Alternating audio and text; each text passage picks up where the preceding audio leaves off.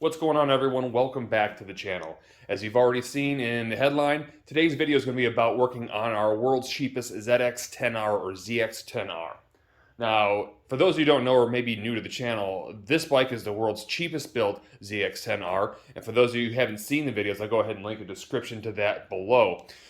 Anyhow, we do need some work to be done to this. As you saw in the headline, we need to replace the front fork seals, fluid, and we're going to do a front brake, basically redo the front brakes, the front rotors, the front pads, and we have a couple extra accessories to put on the bike today. Now, considering we have almost no money into this bike, it was worth doing.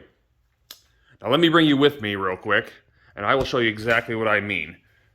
Here are the parts we'll be using. So you can see we have our fork oil, we have our tools to put them on, we have our rotors, our pads, and we even have some new H2 wing style mirrors that will be replacing these mirrors because, well, these ones won't do what they're supposed to, as you can see. Now, where this problem came about is I was riding the other day and the bike was pulling hard to the right when I braked. I initially thought it was the brakes, so initially I went and inspected the brakes. While it has new pads on it, they have a little play back and forth, which is a no-no. So I assumed that was the problem, until I looked up underneath and saw the radiator was smashed in and realized what was happening is with these forks leaking, the tires bottoming out on the radiator, and that's what was jerking it to the right. So that tells me obviously there's not enough fluid to rebound or dampen our suspension in the front side. And because it's leaking, we know that we need new seals with new fluid. So let's go ahead and get into it right now. I'm going to jack this thing up in the front. We're going to pull the front wheel off and start getting to this thing. Okay, so before we start, let me start by saying I am not a suspension expert, but I guess if you're seeing this video, then it probably went well. Now, I did do a fork rebuild for the first time ever on our R6 build, which had a front race suspension, and actually turned out pretty nice. So I assume between doing it once and having the service manual that this ought to turn out correct. So like I said, let's go ahead and get into it. For starters, what we need to do is to get this front wheel off. So to get the front wheel off, we have to take off both calipers. So you have two bolts on each caliper, you see here and here. And then the calipers will slide right off. And then to drop the wheel, we have two bolts on each side here, and a main bolt that goes all the way through right here that needs to be taken out, and that wheel will drop right down. I'll go ahead and pull those out. I'll show you what that looks like. Alright guys, so while I take the front wheel off, I wanted to tell you that now is a great time to go ahead and rebalance the front wheel if you need to do so, since you'll already have it off. Now, I also added that description into how-to for the R6 build. Basically with no tools. All you need is a vise and a 2x4. Very, very simple, easy way to do it.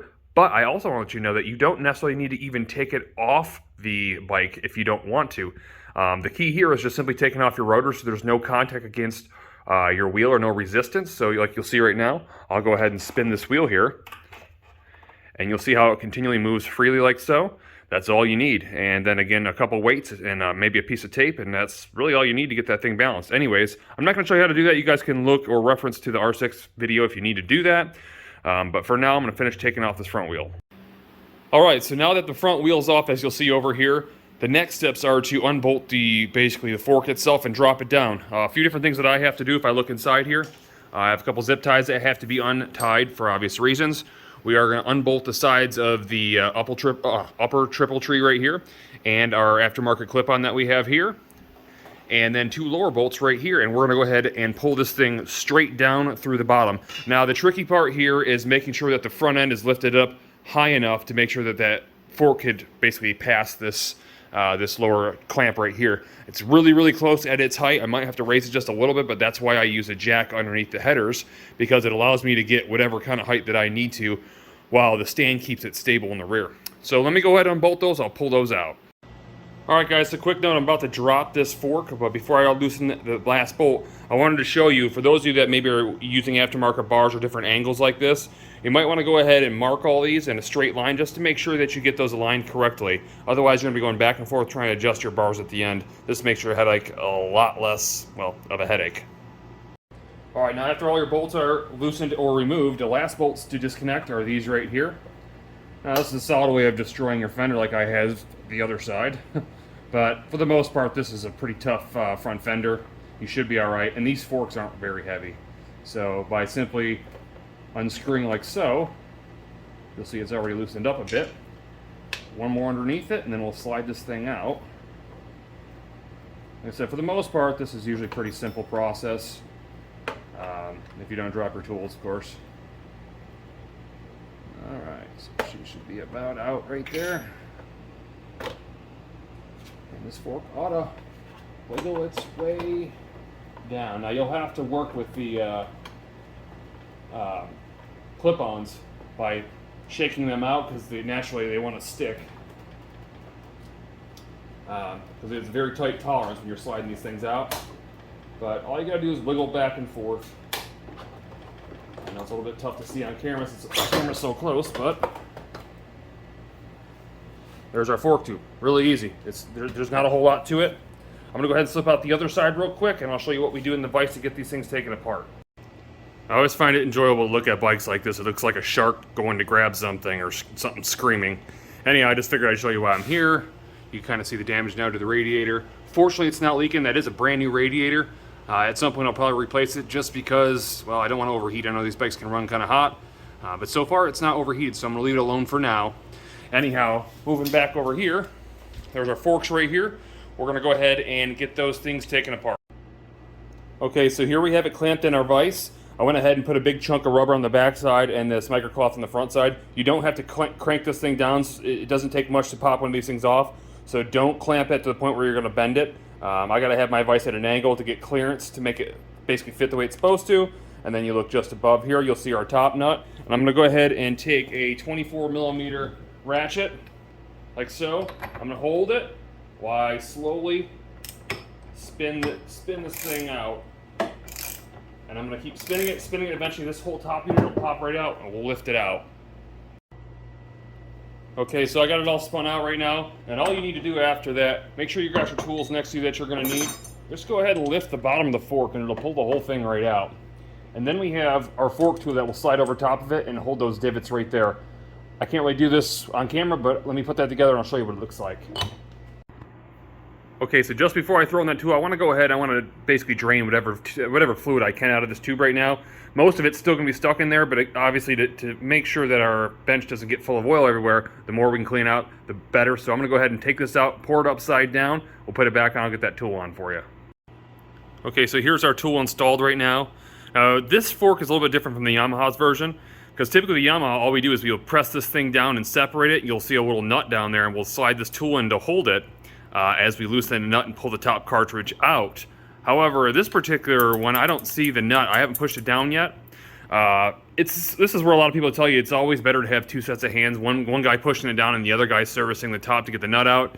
I did see a video where a guy used some ratchet straps. Actually, it's pretty clever design. It seemed like a pretty smart guy the way he did his setup. Definitely for a home DIY. I'm not going to steal his hacks, so I'm going to do it my way. First, I'm going to attempt to try to do this by pushing down on it with my hands and slipping this in. If that doesn't work, well, then I guess I'll have to use his little trick. Okay, so I got it. It really wasn't that bad. I went ahead and put the top in the vise very lightly. This is not crushing here at all. You don't want to hurt the threads. The cap is larger, so the cap will hold on the edge of the lip here. I went ahead and just straight pushed down on this and was able to slide our tool in. And now you can see the nut that we have to spin off right here. Alright, so at this point all we need to do is be able to spin our upper cap off. So I went ahead and grabbed a 17mm wrench right here. I'm going to take my 24mm socket on top. Keep in mind that this isn't very tight. I don't want to turn this, I want to turn this. So I'm just going to, just like that. You see it just broke loose, it wasn't too hard. I'm going to go ahead and keep turning this until this bottom comes loose and the shock should come right down from underneath it. Okay, and so to do so, just simply take it out of the vise and spin our upper cap off like so. Try not to drop it because it is kind of a soft aluminum. You don't want to mar it up. I really wish I'd ordered some new ones, but they're all coming from China. But you know, the last guy marred the crap out of these, which it is what it is. I'd like to have new ones, but I didn't want to wait. Didn't want to make you guys wait, so I wanted to get this thing done. Plus I wanted to ride, let's be honest. So make sure you take this washer off here and try to keep everything in order on the side because you don't want to forget how these go together. If you're taking video footage, it doesn't matter. You can always look back to the video. However, a lot of people don't, so keep that in mind. At this point, our plunger is going to want to, or right here, our plunger is going to want to shoot back down. So what we're going to want to do is we need to take out our rod right here. You'll see. It's going to have a little fluid on it. I'm going to make sure to pull it aside so you don't get it everywhere. And it's strange. It's like somebody rebuilt these things with a transmission fluid. Maybe it's not. It's red. I don't know. I've never seen red fork fluid, but now I went ahead and bought this tool right here. As you see, It's basically a multi-tool to grab this rod right here, and so I need to find the size that fits mine, which is not that one. It's close, but it's slightly different. Whatever that size that meet, I'll figure out which one it is. Nonetheless, I'm going to tighten it on as I loosen this, because this rod right here is going to want to shoot down, and you're going to lose it. It goes a ways down in there, so I want to make sure that you have something to hold on to this and get a hold of this as we basically thread this thing off. I'm sorry, not thread it off. We're not taking that bolt off. We're simply sliding this piece out so we can get this entire unit to slide up over top of the nut itself. So what I'm going to do is I'm going to go ahead and push down on this, because remember there's going to be tension. I'm going to slide this thing out. As that thing is going back down, I'll hold the rod so it doesn't go shooting out of my hands. Wish maybe I could get this on video. I might be able to, I might not be able to. Let's see what happens. So again, I want to push down just slightly, and I want to slide this out, which is gonna in turn shoot down like so, and that's all there is to it. Now what we can do, simply slide this unit out here, set that aside, again keeping everything in order. You'll have a spring inside here that we have to pull out. We'll get all that stuff out of there, and then we'll slide this upper fork tube right off. Now, just before I go ahead and pull this spring and everything out, I want to make sure there's no other pieces. Now, I'm looking at the parts fitch here, which looks like poo, but nonetheless, I can kind of see what the deal is. It looks like we've just taken off that there. Here's our spring, so I'm going to go ahead and slide our spring out. After I get our spring out, I'm going to go ahead and empty the rest of the fluid that's inside there, because obviously we don't want to wear it. So I'm going to go ahead and pull this out. Again, set this aside. You want to make sure this is a one-way spring. It's wider at the bottom. You want to make sure you keep it that way. You don't want to put it in backwards. A lot of people will tell you to pump this thing. If you can see that, they say that it helps empty it. However you want to do it, doesn't matter. We're about to pour this thing upside down and drain it. All right, so at this point, I'm letting them basically drain out. Because I'm changing fluids completely, like mine isn't like red, I want to make sure that they're completely different fluids and they're both clean of each other. I know sometimes fluids can obviously react in different ways with each other when they're different. So I'm going to go ahead and get those completely clean. I'm going to take rags and push them all the way through to wipe out as much as I can. I'll even take out this adjustment knob here and drain whatever's in the base of the fork tube there. Once that's all clean, I'm going to throw this up in the vise here. We're going to get our seals out. Okay, so we don't need to take the cartridge out of the lower fork tube of the chromoly tube. But to give you an idea what that looks like, because we live around power sports here, this is an R6 cartridge right here. And to give you kind of an idea, there's our cap there. It's kind of the same setup where we had the tool connect to right here that slides down. There's a nut just below that. And then again, you'll see where the spring is tapered towards the top. You want to make sure to keep that upwards. There's the small, thin, surprisingly thin, washer that holds it at the base right here. And then it's actually turned in all the way to the bottom of the actual boot itself. So you can't really see that from here, but we don't need to service any of that stuff. I just want to show you what it looked like. Also, I'm going to use this actual assembly to push the paper towels through my tubes here to get them clean. So let me do that. I'll be right back. All right, so now we have the outer tube basically in our vise here. Gently, again, not to hurt it. It's just lightly held in there. We want to go ahead and take a screwdriver and take out our different seals. Now keep in mind there's a dust seal and then there's the actual inner seal inside that actually keeps the fluid itself out. Now I bought two different sets. I've got the All Balls Racing one right here, which you can kind of see the part number on that maybe, if I put it the right way. And then I have a Chinese set, which I just couldn't force myself for the price difference of like 15 or 20 bucks to put these things in. So we're going to use All Balls. If you can't get OEM at the time, these are a great replacement. I've used them several times, not on forks, but other parts. I've never had a problem. Anyways, quick tip. So as far as getting it out, you'll typically want to use a screwdriver and pry lightly out as you turn it and turn it and turn it and turn it, if that makes sense. What you don't want to use is this right here. Now, yes, you want to use a flathead screwdriver, you just don't want to use this particular one. And the reason why is you'll see this grooved or this kind of sharp edge here. You don't want to put that sharp edge once you get this outer dust out. It's going to be sitting on top of the metal here. You don't want to put a divot or a dent inside that soft aluminum. So you really want to go with something more like this that's rounded. You'll have less of a chance of damaging it. Now I have an actual clip tool that I use to get clips out of interiors that works really well for this type of thing. It's even angled so I can get better leverage as far as getting it out. So I'll be using this to get it out. But just keep in mind, if you can, try to get something either that's round or make sure that you put something in between the metal and the screwdriver, a piece of wood, whatever, just so it doesn't damage the tube itself, because it won't be usable if you do. So moving forward, Go ahead and start prying this thing out. You want to make sure to get it in on the right spot. Looks to be right here. Oh, well, that was easy. And it's dripping still a little bit, but again, we'll clean that up. Not a big deal. There's our first one out. That was the easy one. Again, the dust seal, it comes out a lot easier from what I hear than the main seal. Now, the main seal is going to be, again, the problem because we have to pry off this metal. We have to be really careful when doing that. Just before that, we have a retention clip. You'll see right, maybe you can see that little metal clip. It goes all the way around. We got to pry that thing out because with that in there, naturally it won't come out. So you just want to go like this here. And again, this is the first time I've done this with this fork. So this is just research online, and you're not seeing anything I've done before. This is all new to me. So retention clip is out. Let's go ahead and see if I can get in right there behind this seal. It's moving, as you can see. So we just want to continue. Easy as that. So there's our seal. Now this seal goes in one way. Easy way to remember is that it's kind of rounded on the outside, so you want to make sure when you put it back in that it's going the correct way. Make sure to lay them down so you can reference back to your new parts to get the new ones back in. Now we already have some ATF in here or whatever that is. I'm going to wipe that out, but you're going to want to put more of the stuff that you're using in there to make sure that you lube these and it doesn't destroy them when you're putting them back in. Okay, next step after having it cleaned out, for the most part, seems to keep coming back, but we'll get out as much as we can. You want to go ahead and you want to make sure, again, keeping in mind that you keep these the right direction, you want to compare the new and the old, just to see that your sizes are the same, that you're not missing anything.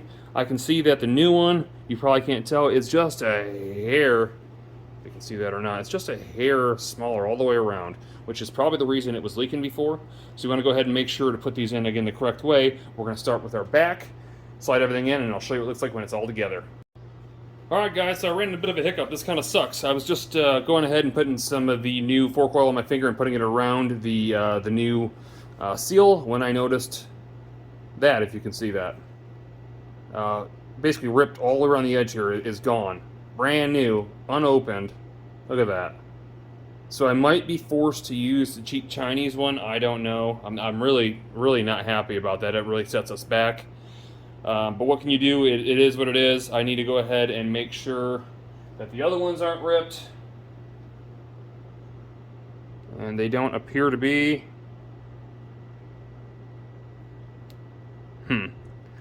I might have to be forced to use the China ones. I really didn't want to, but I guess I need to take out the box and see what they look like and see how they fit. Alright guys, so here's the all balls. Here is the Chinese one. As you'll notice, it's just a hair. It's probably tough to see right now, but it's just a hair thicker. I don't know if it's going to fit. I'm going to try to fit it in. If it doesn't, I'll just have to take it back out and we'll have to send both sets back, which kind of sucks. And maybe I'll get lucky and the Kawasaki dealer down the street will have a set of these. I'll go grab them. If not, then it's going to put the build behind. You won't notice a difference, but either way, we're going to get these things in and put together. Okay, so I just put the first seal in. I was able to actually push it in with my fingers. It wasn't that hard, especially after it was lubed. I did go ahead and take a larger socket that matched the diameter of it and a rubber mallet and just lightly tapped it to make sure it was seated as far as it would go, and it is. And so now the question becomes, the most important part, will this retaining ring fit inside here, which I don't know if it will or not, and that's really going to be key to whether this is used or not. Make sure all your parts are clean. See if we can get that down there. Minimal lighting. If it doesn't lock into that groove, it's not going to work. So you got to make sure that it gets into that groove. It looks like it is sliding in. I'm going to have to work with it. I'll go ahead and try it off camera. If I get this thing all the way in, I'll let you know either way. Alright, so I got that one in and I'll show you how I did it. It was nothing but pure luck and just stumbling upon it. Now I was going ahead and taking my larger socket and I was trying to tap along the edges to get it down in, and it just wasn't doing it. And so what I did was I went ahead and turned it backwards so you can kind of see how that thing's tapered, and that actually slid in, and the taper, as I used a light mallet like this, just very lightly, was able to seat the entire thing. Now you can see the edges of it are inside that lip, which is very, very important. If they don't go inside there, your fork, well, it's going to be bad. So anyways, it is in. I'm going to try to put the next seal in, which is the dust seal. Cross your fingers, I hope they fit. Alright, check it out. They are in and it fits really, really nice. I didn't think it would, but maybe that tighter pressure will be even better for sealing it. One thing to note, we'll see how tight the cartridge fits, the lower part of the shock fits inside here, because that's really the most important part. Again, we'll want to be lubing before we put this back together. But as of right now, I got to go ahead and finish pumping everything out of this. It's been sitting for, I don't know, 45 minutes draining. It's still getting a drip here and there, as you can see. I got to take this piece out here and try to drain everything I can and get the fluid back in. Now, it's very important to get out all the air bubbles. And I remember watching a video, Dave, I forget what his name is, he does this professionally, when we do the R6 build. He turns it upright, and you make sure to pour a little fluid in it and keep pumping the rod, because that'll actually pull all the air bubbles out of the lower half of it. So not only do we want to drain it, we want to make sure we drain all the air out of it after we put fluid back in it. So I'm going to do that right now, and we'll start putting it back together. Okay, so I have everything drained out as best as I can. I'm going to go ahead and again take our outer tube. I'm going to line it with some of our fork oil that we need to have in there so we don't tear up fittings or the seals.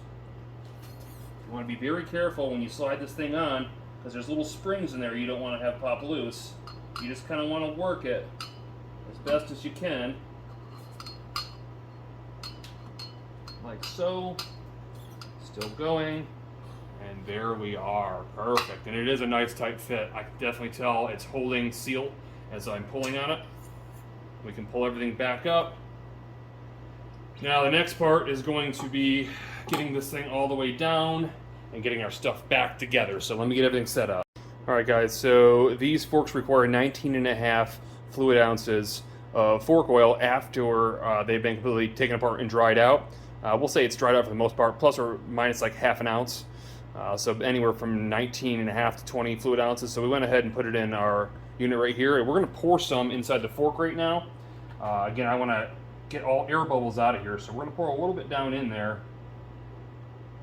Let's say maybe, I don't know, 5 fluid ounces. 3.5. And we're going to go ahead and we're going to pump this thing.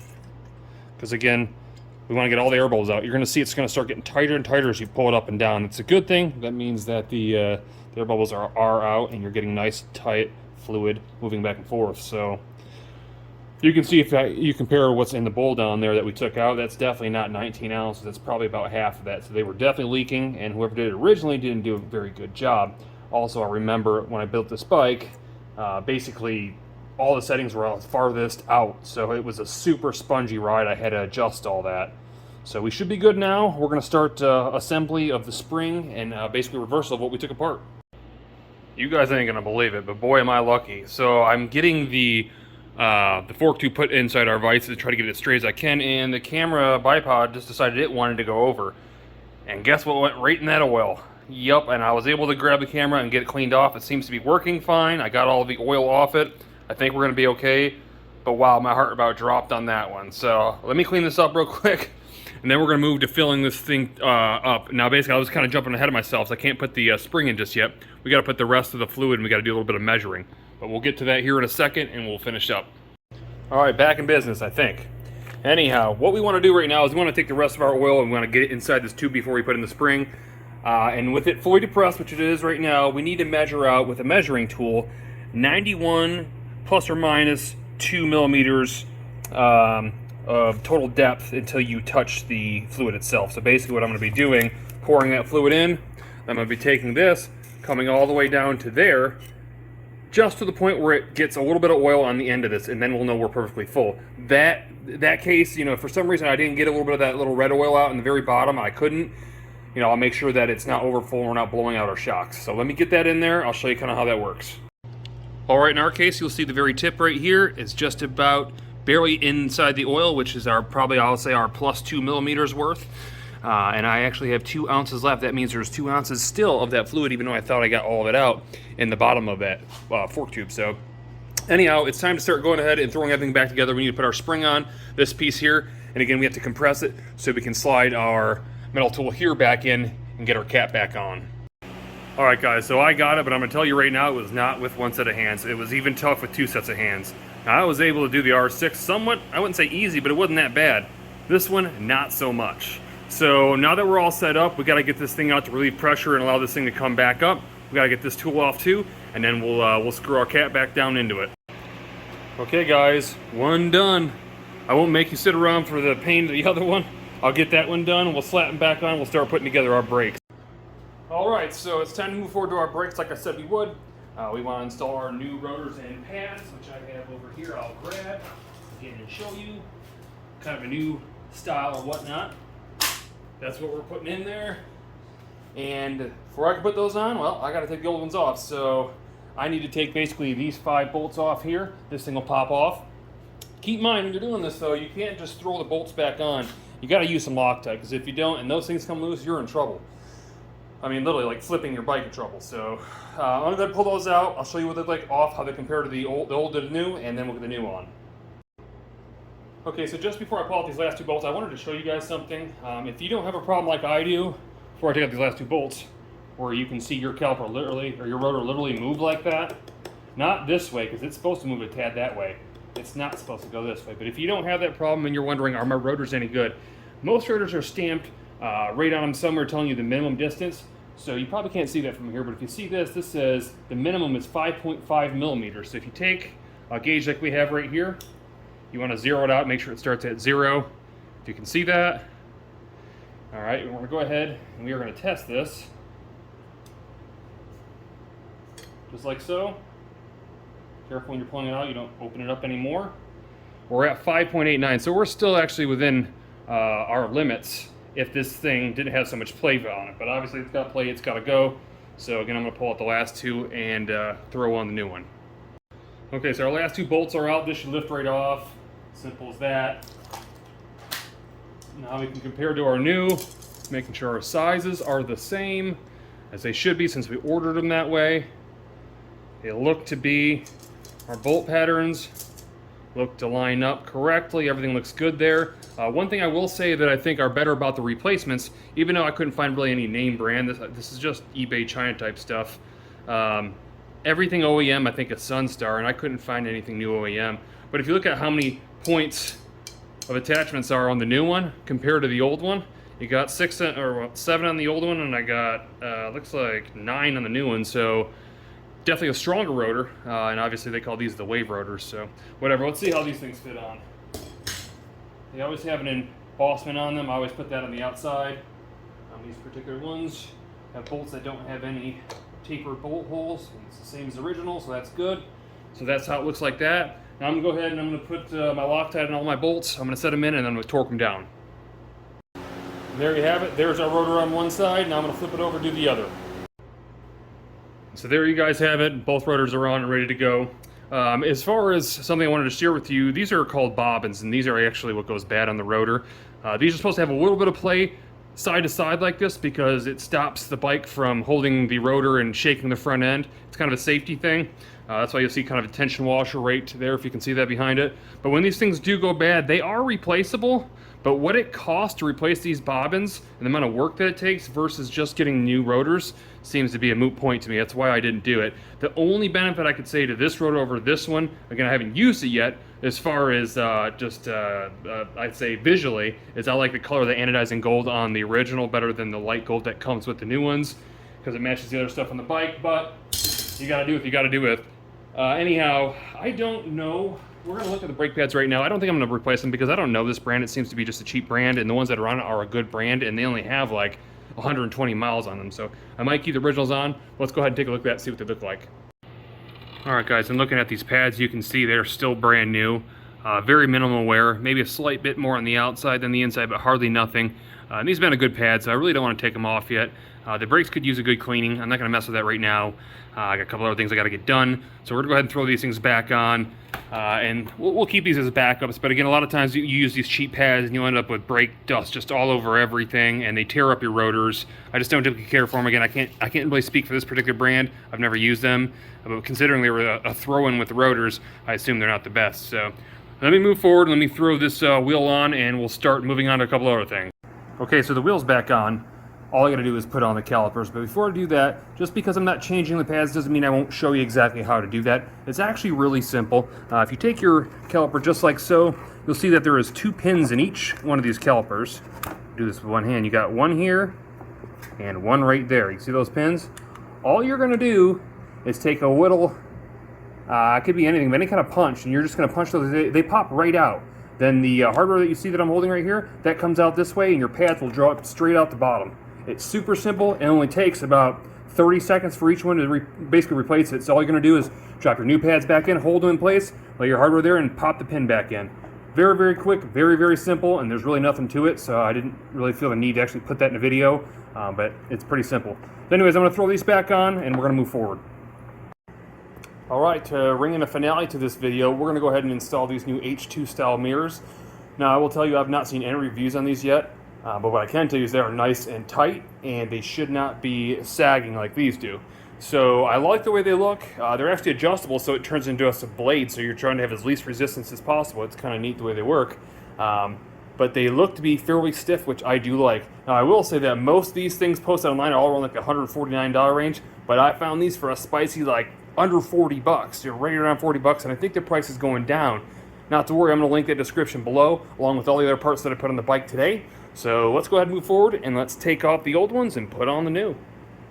So what's all in the box? Obviously 2 mirrors, we got some rubber dampeners, we have, it looks like to be a hardware package. It actually even comes with the tools to install it real quick, and that's about it. So I just pulled this one off here. I'm going to throw these ones on, I'll see how they fit.